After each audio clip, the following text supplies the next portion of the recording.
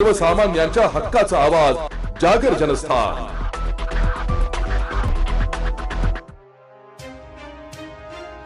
जळगाव जामनेर तालुक्यातील मालतवाडी गावाजवळ वाहनाचा भीषण अपघात घडलाय।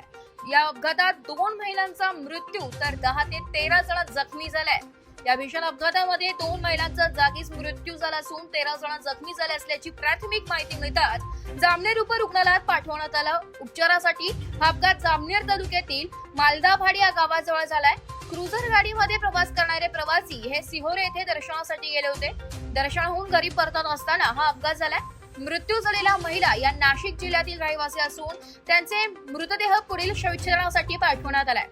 जखमी प्रवासी हे खानगाव, जळगाव आणि नाशिक या ठिकाणचे असून त्यांच्यावर विविध रुग्णालयात उपचार सुरू आहे। मिळालेल्या माहितीनुसार स्विफ्ट डिझायर गाडी ही ओव्हरटेक करत असताना क्रुझर गाडीला समोरून धडकली।